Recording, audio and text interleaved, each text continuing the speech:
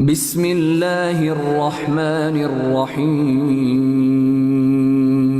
পরম করুণাময় ও অসীম দয়ালু আল্লাহর নামে শুরু। আলহামদুলিল্লাহিল্লাযী আনজালা আলা আবদিহিল কিতাবা ওয়া লাম ইয়াজআল লাহু ইওয়াজা। সকল প্রশংসা আল্লাহর, যিনি নিজের বান্দার প্রতি এই গ্রন্থ নাজিল করেছেন এবং তাতে কোনো বক্রতা রাখেননি। কাইয়িমান লিয়ুনযিরা বা'সান শাদীদান মিন লাদুনহু ويبشر المؤمنين الذين يعملون الصالحات أن لهم أجرا حسنا ماكثين فيه أبدا। এটি সুপ্রতিষ্ঠিত করেছেন যাতে আল্লাহর পক্ষ থেকে ভীষণ বিপদে ভয় প্রদর্শন করেন এবং মুমিনদেরকে যারা সৎকর্ম সম্পাদন করেন তাদেরকে সুসংবাদ দান করেন যে তাদের জন্য উত্তম প্রতিদান রয়েছে, তাতে তারা চিরকাল অবস্থান করবে। আমিও আপনার মধ্যে এক খোদার অনুসারী, আমাকে ক্ষমা করুন হযরত, ক্ষমা করুন। জুলিয়াসের জন্য খোদার ইবাদতকারী একজন ইহুদি ঈসার অনুসারীদেরকে সাহায্য করার বদলে রোমান খোদার অনুসারীদেরকে সাহায্য করে। তোকে এখনই জাহান্নামের পথে পাঠিয়ে দিতে বাধ্য হব। তাড়াতাড়ি কর যেন বাধ্য না হই। না না না না, আমি পারবো না, এত বড় নেমো খারাপ আমি নই জানাব।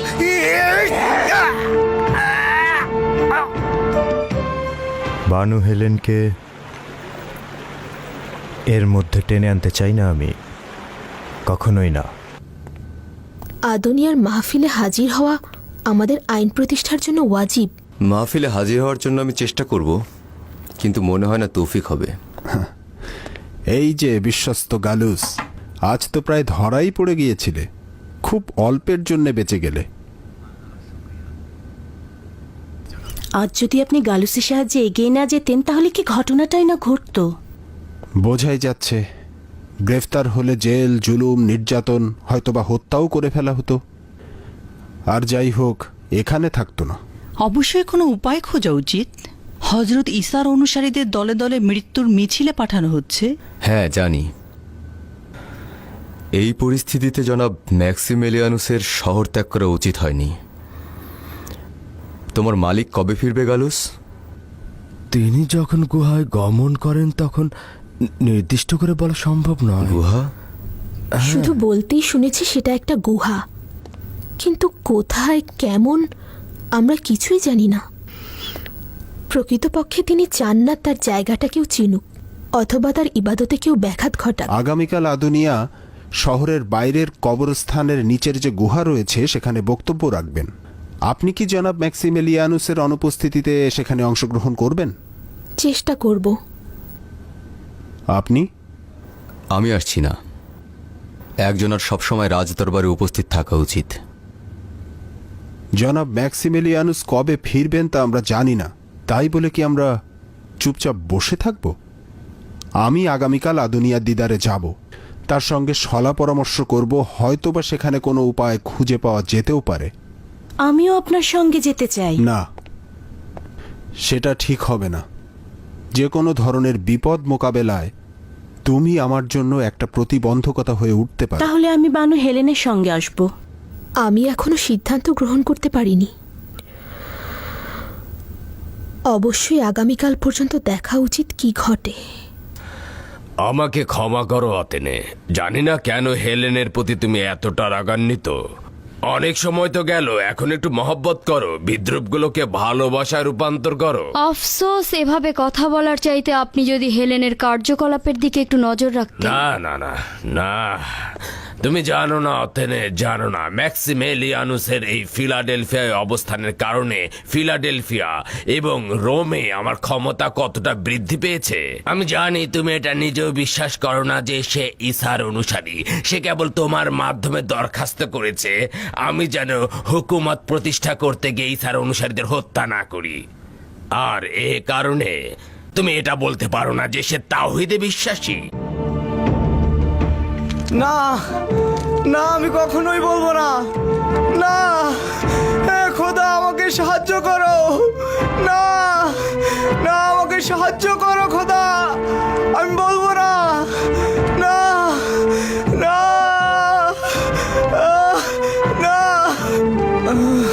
কোথায় আছে বলে নিজেকে আজাদ কর। বল, বলে দে। মনে হচ্ছে বেউস হয়ে গেছে, জবান বন্ধ হয়ে গেছে। মরিয়ম মুকাদ্দাস,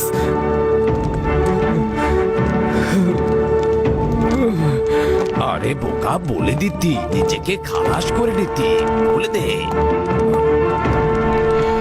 কিছু বলেনি? না আলী জনাব, একেবারে কিছুই বলছে না। খুলে দাও। জি আলী জনাব। পরের জোর কানো। ওই আয়, তুমি ভয় পাবে না, বেরায়। একদম আয়। ভয় পাবে না। জানি না, আমি কিছু আয়। জানি না। কিছুই করো, আমি বেরা। কিছু জানি না। একদম আয়। ভয় পাবে না তুমি। আয়। তুমি ওদেরকে কিছু বলে দিও না। আমি কিছু জানি না। খোদার উপরে বিশ্বাস রেখো। চুপ। খোদা আছেন, খোদা সর্বদা তোমার সাথে আছেন। বলবে না, তুমি কিছু বলবে না। ঈসা মসীহের কসম, তুমি কিছু বলবে না। এগো। খোদার উপরে বিশ্বাস রেখো, খোদা তোমার সহায় হবেন। ধৈর্য ধারণ করো, ঈসা মসীহের কাছে শক্তি চাও। আমি কিছু জানি না, আমি জানি না, কিচ্ছু জানি না। আদুনিয়া কোথায় বল? না, আমি বলবো না।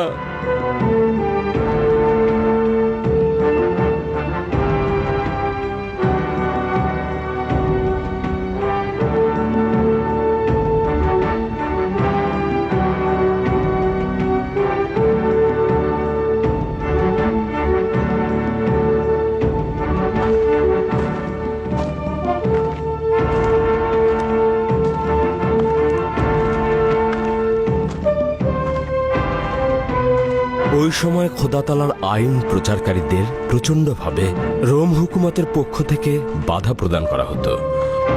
হজরত ঈসার অনুসারীগণ খোদাতালার আইন প্রচারে জমায়েত হতে বাধ্য হতো, সেটা কখনো পরিত্যক্ত বাড়িতে অথবা পরিত্যক্ত কোনো ভবনে, আবার কেউ কেউ শহরের বাইরের কোনো স্থানে, বনে জঙ্গলে অথবা এরকম কোনো কবরস্থানের নিচে মিলিত হতো।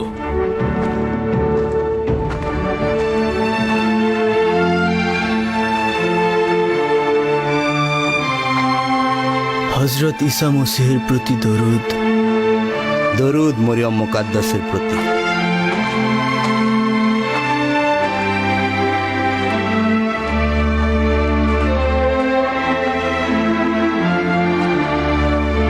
হজরত ঈসা মসীহ বলতেন, যে হাকিকতকে তোমরা অন্ধকারেও বলতে ভয় পাও, তা একদিন সূর্যের আলোতে পরিষ্কারভাবে শুনতে পাবে, এবং যে ঈমান তোমরা অন্ধকার কুঠিতে শিখেছ, একদিন প্রত্যেক বাড়ির ছাদে ছাদে তা ধ্বনিত প্রতিধ্বনিত হবে।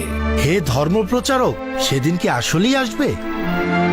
খোদাতালার ওয়াদা সত্য, এবং তা একদিন না একদিন অবশ্যই প্রতিফলিত হবে। আজ আপনার সংখ্যা নগণ্য হতে পারে, কেউ কেউ আবার অতি বিপদের ঝুঁকি নিয়ে এখানে সমবেত হয়েছেন, কিন্তু এমন একদিন আসবে যেদিন ঈসা মসীহের অনুসারী চারিদিকে ছড়িয়ে পড়বে। আজ আপনাদেরকে গ্রেফতার করছে এবং আপনাদেরকে হিংস্র পশুর খাদ্যে পরিণত করছে। এর মাধ্যমে অত্যাচারী সম্রাট ও রক্তচোষা দাগিয়ানুস আপনাদের কতল করে এবং মজলুমদের বিলাপ দেখে সে অনেক খুশি হতে পারে, কিন্তু খোদা তাআলা আপনাদের হেফাজতকারী। এর থেকে মনে হয় আপনারা গাফেল রয়েছেন।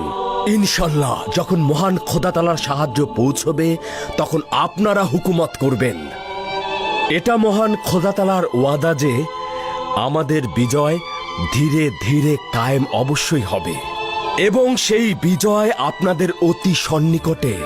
খোদা তাআলার সাহায্যে আপনারা খুব সুন্দর একটি প্রতিশোধ নিতে পারবেন, এবং তা হচ্ছে সম্রাটের সিংহাসনকে একেবারে তছনছ করে দেয়া। আমিন। কে খোদার সাহায্য দেখেছে? খোদার সাহায্য কখন পৌঁছাবে? আর কতক্ষণ পর্যন্ত প্রতিরোধ করব? যতক্ষণ পর্যন্ত না সবাইকে কতল করা হবে, টুকরো টুকরো করা হবে, আগুনে পোড়ানো হবে এবং ক্রুশবিদ্ধ করা হবে। ঈমান মজবুত করতে হবে, খোদা তাআলার বান্দেগি করে যেতে হবে, এবং কোন সময়ে এসে তিনি তার ওয়াদা পূরণ করবেন সেটা সম্পূর্ণ খোদা তাআলার হাতে। এমনও হতে পারে এই সৌভাগ্যবান ওয়াদা আমাদের জীবনকাল দেখে যেতে পারবে না।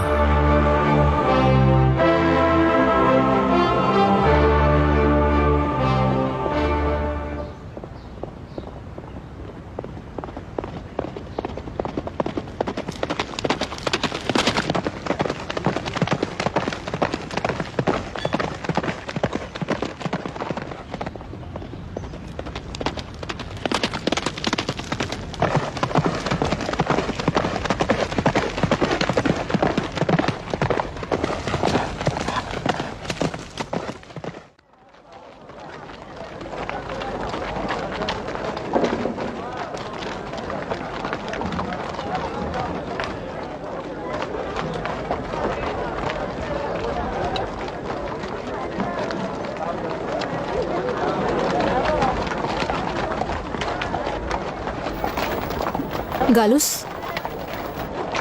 জি বানু। সতর্ক থেকো, কেউ যেন বুঝতে না পারে। আদেশ শিরোধার্য বানু।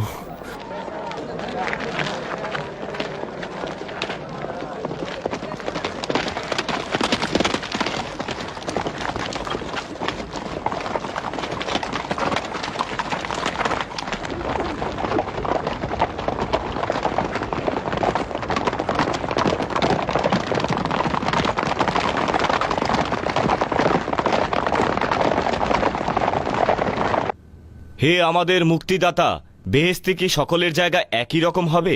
যদি তাই হয় তবে সেটা হবে ইনসাফ থেকে দূরে, আর যদি না হয় তবে সেটা ছোট ও বড়র মধ্যে পার্থক্য তৈরি করবে।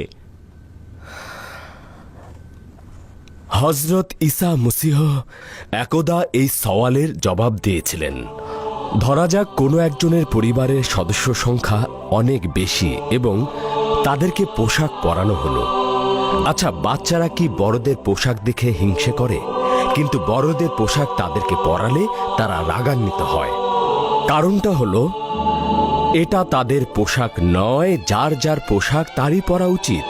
আসলে প্রত্যেকের মাপ অনুযায়ী আলাদা আলাদা পোশাক তৈরি করা হয়। অতএব বেহেশতে এটা অবশ্যই দেখা যাবে যে প্রত্যেকের মাকাম অনুযায়ী তার স্থান নির্ধারিত হবে এবং তাতে সে খুশি থাকবে। হে প্রিয় আলোর দিশারি, খোদা তালাকে কি রূপে ডাকবো আমাদের একটু বলবেন কি? যেমন ভাবে খোদা তাআলা আমাদের মওলা হযরত ঈসা মসীহকে বলেছিলেন, হে ঈসা, জুলুমকারীকে আমাকে ডাকতে নিষেধ করো, কেননা তাদের বাড়িতে হারামের টাকায় কেনা জিনিস এবং মূর্তি রয়েছে। তাই আমি আমার ওয়াদার কথা স্মরণ করে বলছি যে যে কেউ আমাকে ডাকবে আমি তাতে সাড়া দেব, কিন্তু হারামখোর, জুলুমকারী এবং মূর্তি পূজারীর জন্য আমার নালচ ছাড়া আর কিছুই নেই।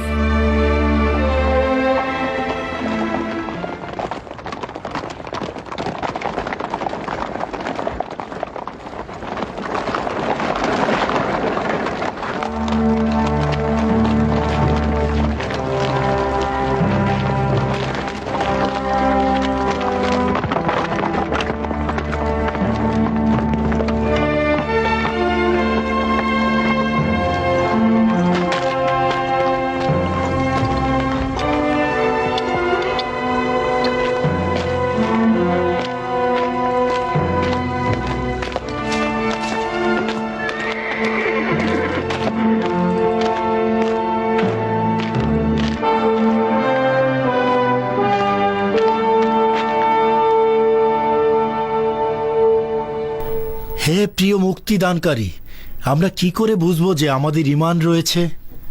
আপনারা নিজেদেরকে ভালো করে দেখুন, কিভাবে রয়েছেন আপনারা।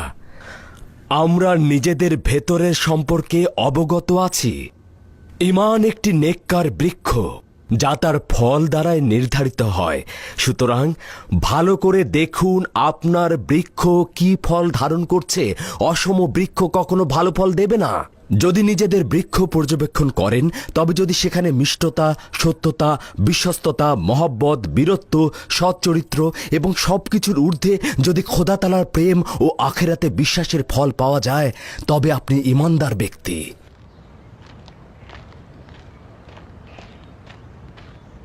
একজন এদিকেই আসছে। হজরত ঈসা মসীহের প্রতি খোদা তাআলার দরুদ। মরিয়ম মুকদ্দাস আপনাকে রক্ষা করুক।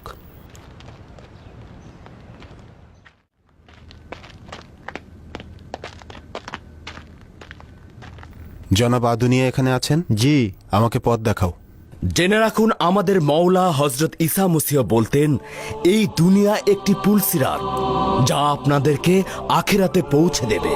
অতএব এটা অতিক্রম করতে হবে, মায়ায় পড়ে থাকলে চলবে না। দুনিয়ার চাকচিক্য যেন আপনাকে ধোঁকা না দেয় এবং সংসারের কষ্ট ও ব্যথাগুলো যেন মূল ভিত্তি নড়বড়ে করে না দেয়। যাই হোক না কেন, এই দুনিয়া ত্যাগ করতে হবে। আপনাদের সঙ্গে যা চিরন্তন থাকবে তা হচ্ছে আমল। আবার এমন যেন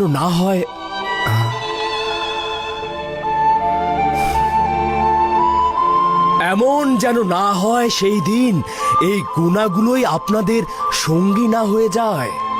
আচ্ছা আদুনিয়া, খোদা তাআলা কি আমাদের মৃত্যুর পরে আমাদের মৃতদেহ সত্যি সত্যি পুনরায় জীবিত করবেন? পচে গলে যাওয়া হাড্ডিগুলো আবার কিভাবে জীবিত হবে? হ্যাঁ, এটা কি আদৌ কখনো সম্ভব? এই বিশ্ব জগতে তোমার কি কোনো অস্তিত্ব ছিল? তোমাকে তো হায়াত দান করা হয়েছে। আচ্ছা, শীত ঋতুতে প্রকৃতি মরে যাওয়ার পরে আবার জিন্দা হতে কি দেখনি? তিনি সব কাজ করতে সামর্থ্য রাখেন। সবাই জেনে রাখুন, ঈমান বলার জিনিস নয়। এরকম অনেক মানুষ রয়েছে, তারা মুখে কিছু বলে না এবং তাদের বাহ্যিক রূপ দেখে মনে হবে তারা ঈমানদার ব্যক্তি নয়, কিন্তু তাদের অন্তরে রয়েছে শক্ত ঈমানের ভিত্তি।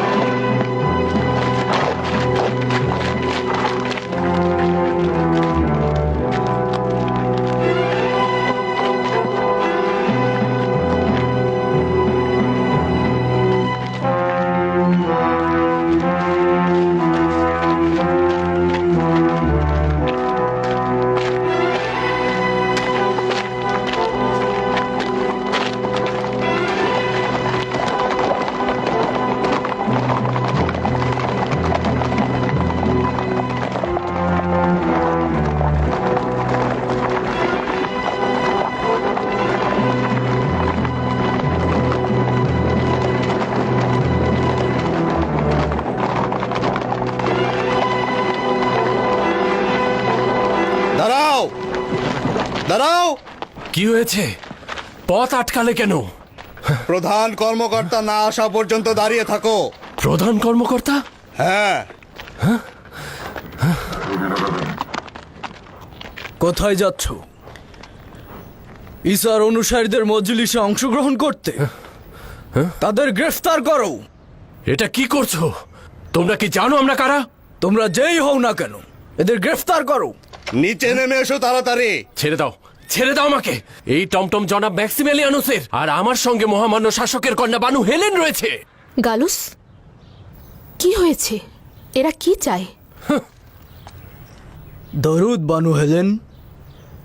কিছু দুষ্ট লোক কবরস্থানে জমায়েত হয়েছে। জায়গাটি নিরাপদ নয়। দুষ্ট লোক?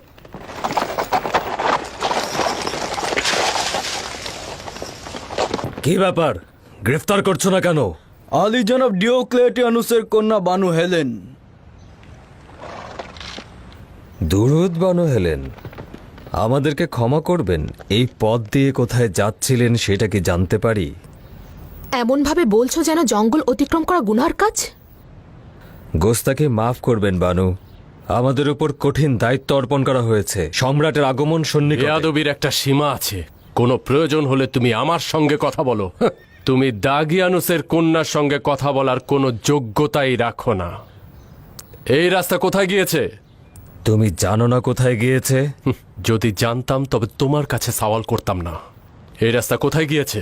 কবরস্থান। কবরস্থান?